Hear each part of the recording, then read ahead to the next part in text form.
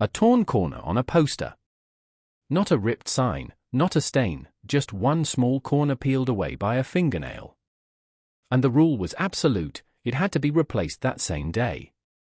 That single detail sounds almost too strict to be real.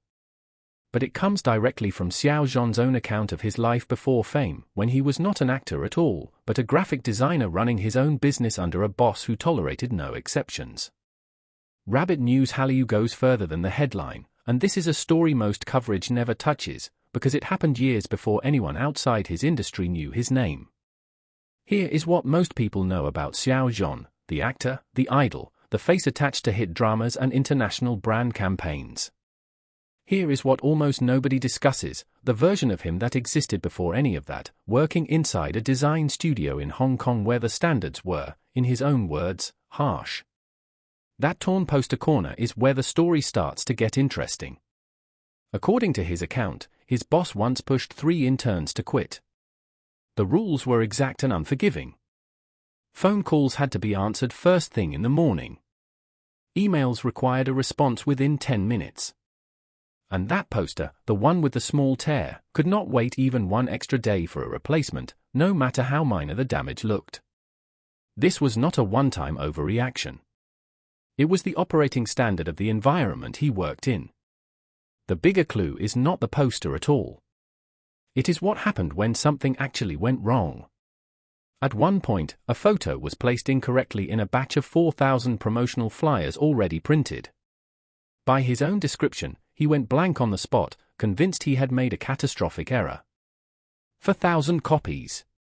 One misplaced image. In a workplace already defined by zero tolerance for small mistakes, this was the moment where a career could have quietly ended before it started. Instead, his boss gave him something more useful than a punishment. He gave him a principle: when a problem happens, do not complain about it.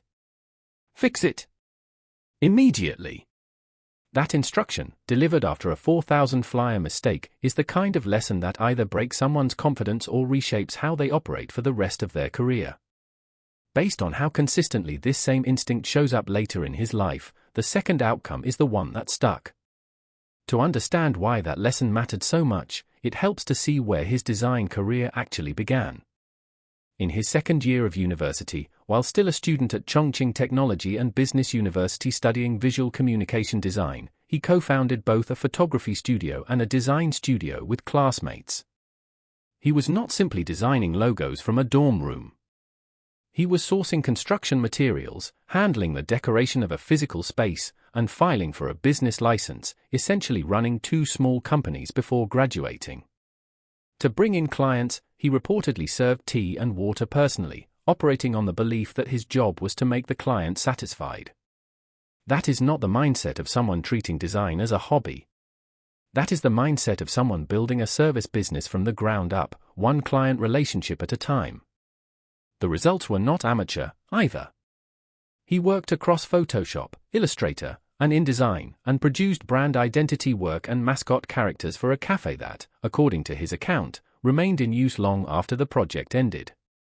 One early client reportedly called him the studio's absolute pillar. He also won a poster design award built around a social welfare theme, evidence that his design work held up under actual competitive judging, not just client approval. None of this happened by accident, and none of it happened after he became famous. This was the foundation, quietly built years before a camera ever pointed at him professionally. There is a second chapter to the design career that rarely gets mentioned alongside the student studio story. After graduating, he joined a design studio run by a communications professor, this time working as a hired graphic designer rather than a co-founder. His clients here were commercial, not personal projects, shopping centers, cafes, the kind of accounts that require consistency across months, not a single burst of creative energy. According to his account, his designs stayed in use for extended periods and were well received by clients, which in commercial design is a quieter but more demanding form of approval than a single compliment. A logo that gets replaced after one campaign says nothing lasting. A logo a client keeps using says the work held up under real business pressure. That distinction matters, because it reframes what the torn poster environment was actually training him for. It was not simply about tolerating a strict boss. It was about operating inside a business where a client's brand, and by extension their revenue, depended on details being right the first time, and corrected instantly when they were not. Viewed this way, the same-day poster rule stops looking like an isolated case of a demanding employer and starts looking like ordinary risk management in commercial design, where a visible flaw left uncorrected can cost a client's trust in a single afternoon. Here is where the story starts to widen.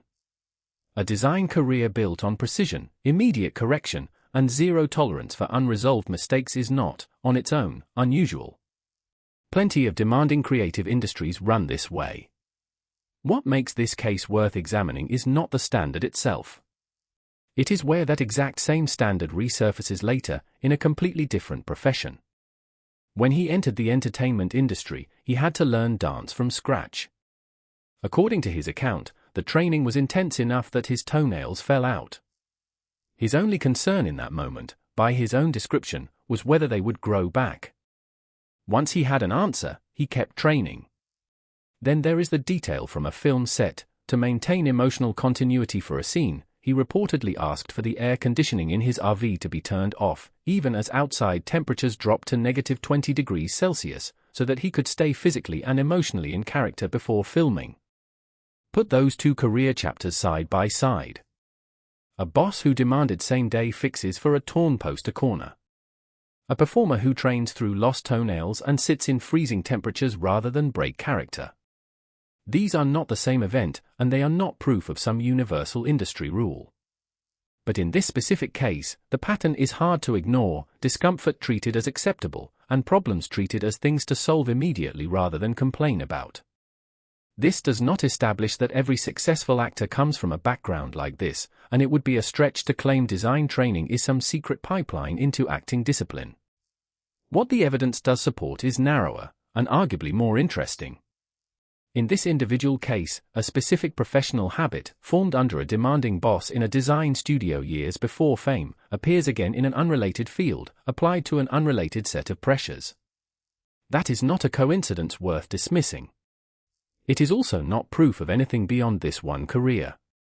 What it offers is a rare, verifiable window into how a public figure's working instincts were shaped long before the public was watching, in a job most of his current audience never even knew he had. There is also a media and audience angle worth naming directly. Most celebrity coverage, in both C-ent and the wider entertainment industry, treats an artist's pre-fame life as trivia at best, a fun fact wedged into a listicle. International audiences following Asian entertainment, in particular, are often given even less of this context, since pre-debut work history rarely translates cleanly across language and platform barriers. That gap is not evidence of concealment.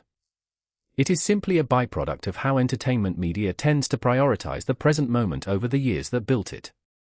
A design career, a business license, an award for a social welfare poster, none of these fit neatly into a viral clip, so they tend to disappear from the narrative entirely, even when the artist has discussed them openly.